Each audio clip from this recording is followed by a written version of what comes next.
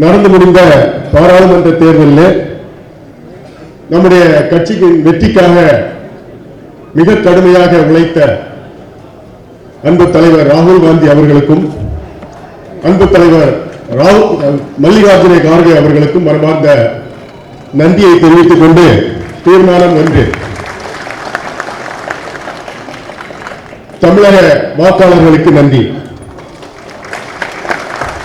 கடந்த 2004 மக்களவை தேர்தலில் மதவாத பாஜக ஆட்சியை வீழ்த்துவதற்காக அன்னை சோனியா காந்தியின் தலைமையில் முத்தமிழ் அறிஞர் கலைஞர் அவர்களின் வழிகாட்டுதலோடு ஐக்கிய முற்போக்கு கூட்டணி அமைந்தது. தமிழகத்தில் நடைபெற்ற தேர்தலில் 40 இடங்களிலும் அமோக வெற்றி பெற்று டாக்டர் மன்மோகன் சிங் தலைமையில் கூட்டணி ஆட்சி அமைந்தது. இதைத் தொடர்ந்து 2014 மக்களவை தேர்தல் தவிர நடைபெற்ற அனைத்து தேர்தல்களிலும் திமுக தலைமையிலான கூட்டணியில் காங்கிரஸ் உள்ளிட்ட மதசார்பற்ற முற்போக்கு கூட்டணி தொடர்ந்து வெற்றிகளை பெற்று வருகிறது. இது ஒரு கொள்கை கூட்டணி. இக்கூட்டணிக்கு மக்கள் தொடர்ந்து ஆதரவு அளித்ததின் விளைவாக 2019 மக்களவை தேர்தலிலும் 2021 ஆண்டு நடைபெற்ற சட்டமன்ற தேர்தலிலும் தொடர்ந்து நடைபெற்ற ஊரக உள்ளாட்சி தேர்தல்களிலும் வெற்றி பெற்றிருக்கிறோம். தமிழகத்தில் சமீபத்தில் நடந்து முடிந்த மக்களவை தேர்தலில் 40 இடங்களிலும் போட்டியிட்டு வெற்றி பெற்று மகத்தான சாதனைகளை புரிந்திருக்கிறோம். இத்தேர்தலில் இந்திய கூட்டணி பதிவான மொத்த வாக்குகளில் 47% வெற்றி பெற்றிருக்கிறது.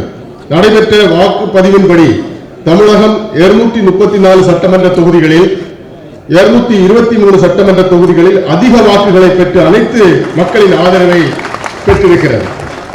ஆனால் எதிர்த்து போட்டியிட்ட அதிமுக 23%, பாரதிய ஜனதா கட்சி பாட்டாளி மக்கள் கட்சி கூட்டணி 18% ஓட்டுகளை மட்டுமே பெற்றிருக்கிறது. அதிமுக 7 தொகுதிகளிலும் பாஜக 20 தொகுதிகளிலும் பாஜக 20 தொகுதிகளிலும் பாமக 6 தொகுதிகளிலும் டெபாசிட் இழந்து படுதோல்வி அடைந்துள்ளார்.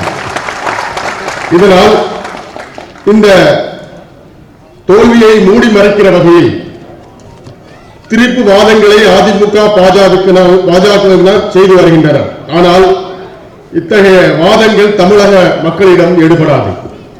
கடந்த மக்களவை தேர்தலில் மகத்தான வெற்றி பெற கூட்டணிக்கு தலைமையேற்று கடுமையாக உழைத்து பரப்புரை மேற்கொண்ட திராவிட முன்னேற்ற கழகத்தினுடைய தலைவர் திரு மு.க. ஸ்டாலின் உள்ளிட்ட இந்திய கூட்டணி கட்சியினர் தலைவர்களுக்கும் தொண்டர்களுக்கும் வாக்களித்த வாக்காளர் பெருமக்களுக்கும் இப்பொழுது இந்த கூட்டம் மனப்பூர்வமான நன்றியை தெரிவித்துக் கொள்கிறது.